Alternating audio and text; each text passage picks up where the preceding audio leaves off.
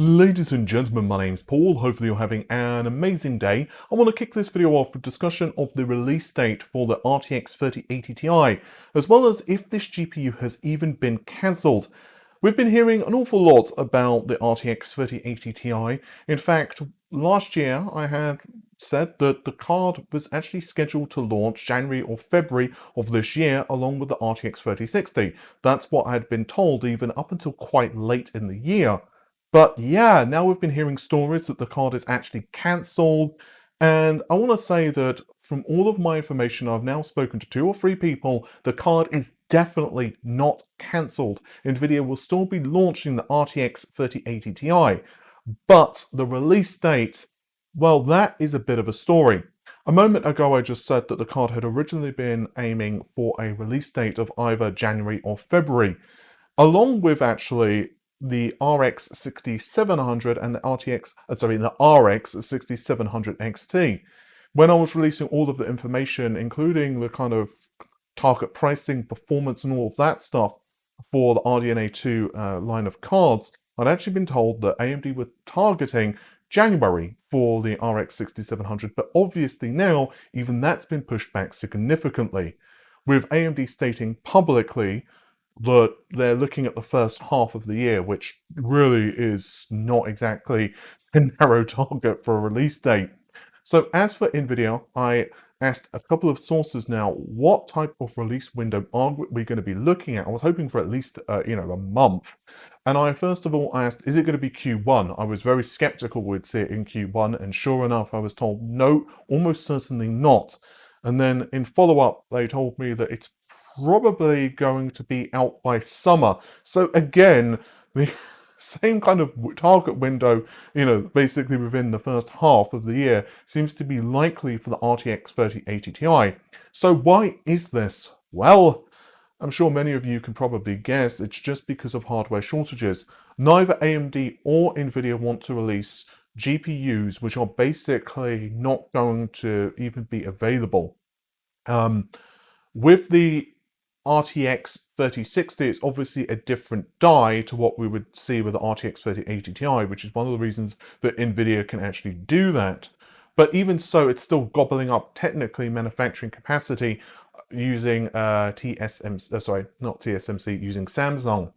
As for the RX 6700, well, yeah, AMD have, of course, been using TSMC's 7nm process. The thing is, though, not only is that process being used for other manufacturers, but for AMD, well, yeah, they've got a ton of products using this, not least of which are Zen 3 CPUs, as well as Sony and Microsoft's next-generation consoles. And we've already seen reports, of course, that the next-gen consoles are largely responsible, or at least was quite a bit responsible, for the shortages of AMD hardware. And I actually did some digging on this, and it does seem that the PlayStation 5 is actually getting more dice produced than what Microsoft are for the Xbox Series systems.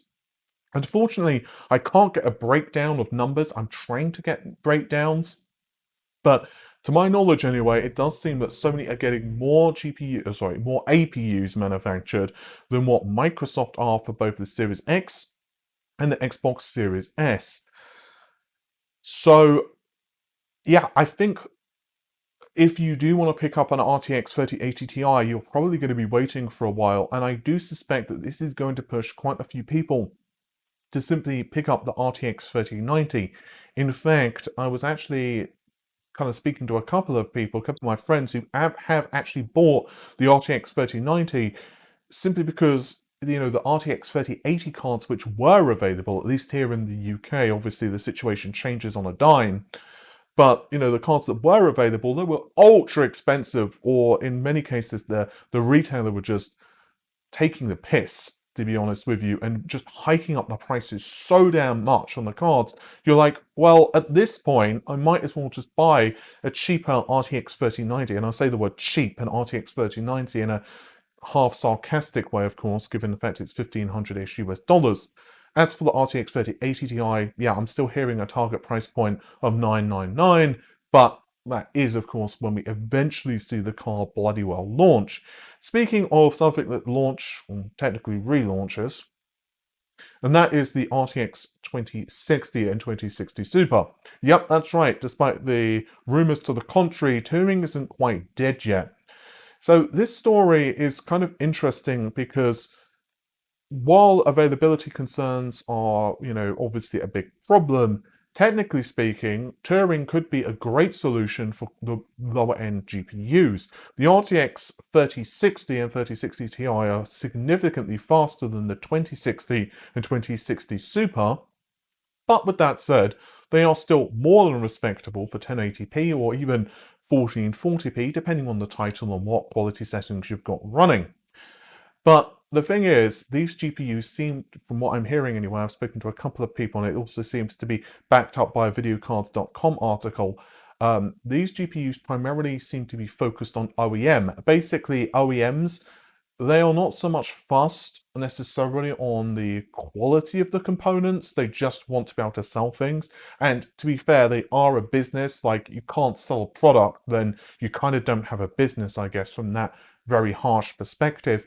And so this actually kind of sucks because if these cards were cheaper than what we would see the RTX 3060 be introduced at, which again is $329 for the MSRP, however, there is no FE GPUs, so how well manufacturers actually stick to the MSRP is, well, yeah. But yeah, if these cards were a decent price, let's say kind of mid 200 US dollar mark, that would be actually pretty decent. I just don't think we're ever going to see those available at that price, which honestly kind of sucks. And yeah, I just want to say actually real quick that if you do want a full PC build, that is Ryzen 5000 or RTX 30. I'm not so sure about the RX 6000 series. They still seem to be quite short in supply, but at least a couple of retailers here in the UK have actually pre-built where you can actually pick up a system with that, and that is of course because they're allocating certain amount of RTX 30 or Ryzen 5000 stock to pre-builts. The only problem, of course, is that you're also going to be paying up the wazoo for the privilege of having a pre-built. So it's kind of down to you in that respect. I know that some people, they're actually fine. They don't really care about spending the extra money.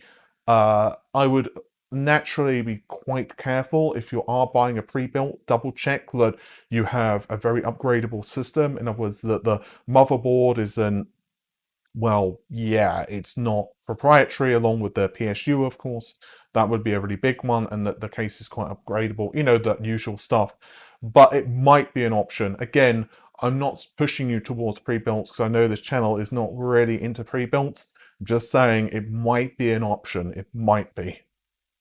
Actually, on the subject of the demand and next generation consoles, it's worth noting that AMD themselves have made an official statement on this. Allow me to read it out to you. This is actually from Lisa Su herself. The transcript, by the way, was posted by VentureBeat, so of course I will link it in the video description. We're thrilled with how the console launches went. You've heard separately from Sony and Microsoft their discussions about the size of the launches and the reception for the products. From our standpoint, if you think about it, with just the new hardware that's come into place, millions of units for both consoles, or all three consoles, that needed to ship, it did come together rather nicely.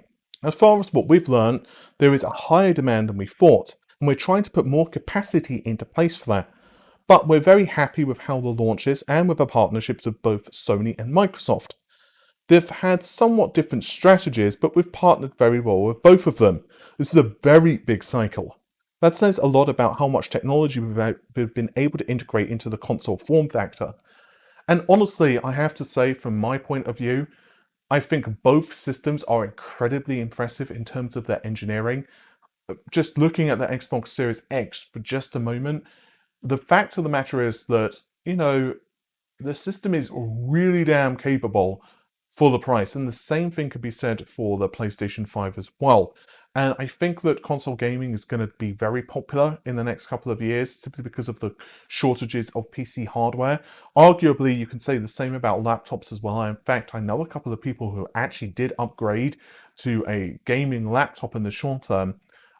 Technically, I don't think I would ever go to a gaming laptop. I think they're cool and they're good if you're kind of traveling or whatever, but my personal thing is just a desktop system. I just love desktop systems, but let's face it, procuring the hardware at the moment is not exactly easy. So you can make a really good argument that, upgrade now to an RTX 30 mobile GPU with whatever CPU you want, and or even the RDNA 2 mobile GPUs when they come out, and then when Alder Lake or Zen 4 or whatever come out in the future, when we're shifting to DDR5 and all of that jazz, then maybe it would be a good time to upgrade. I'm curious actually on your thoughts on that. What are you going to be doing? If you're a PC gamer, would you be interested in shifting to laptop gaming in the short term? But yeah, going back to the consoles, millions of systems are being sold, and I think for the price of both next-gen consoles, $499, of course, US dollars, I think you get an awful lot of performance there. I'm going to be really interested to kind of see how this next generation consoles really kind of, just evolves over the next couple of years. Worth noting too, if you are a fan of the Xbox, there's going to be a really cool video coming up in the next couple of days detailing some of the console's performance on variable rate shading and stuff. It's actually a video I've been working on the last couple of days, so if you are interested in that, definitely get subscribed.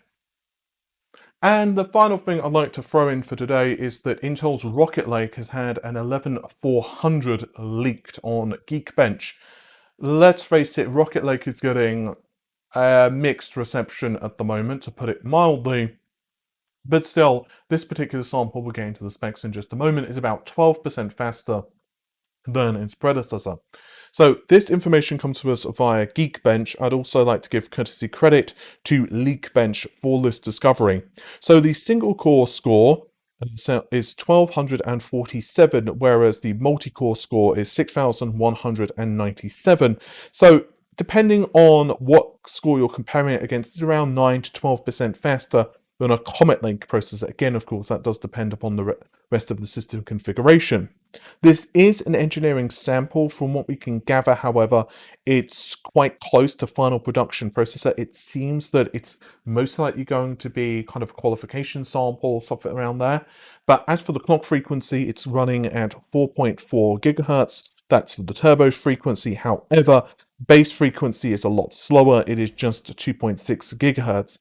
Of course, this is also a 6-core CPU, so 6 cores, 12 threads, although it is, of course, a lot apart because it's a non-K derivative. I have a sneaking suspicion with Rocket Lake, and I say this with a lot of ignorance because I've not had these processors to test yet, but my sneaking suspicion of Rocket Lake, looking at the pricing that we've seen, is that the lower core count models, the 6-core models, might actually be decent for gamers only, assuming the shortages of the AM4 CPUs continue, Ryzen 5000. If, however, it doesn't, and you can't overclock these decently, and that's the thing, it seems that hitting 5.1, 5.2 gigahertz for Rocket Lake, which seemed to be initially one of the selling points that it would actually overclock fairly decently, and we were seeing reports after all of like mid 5 gigahertz, which again did seem rather impressive, let's say impressive at the time. Either way, my point being that the 6-core models might actually be reasonable value for gamers. The problem is, though, that the motherboards for Intel also seem to be rather expensive. I'm not 100% convinced on Intel's Rocket Lake, and that's putting it mildly. I think for me, a lot of the excitement of Intel is going to be on Alder Lake. I think Alder Lake is going to absolutely rock. But yeah, with all of that said though, thank you very much for watching the video. If you have enjoyed it, of course, subscribe to the channel and, click the bell icon because YouTube land and all of that. With that said, thank you very much for watching the video. Take care of yourselves. Bye for now.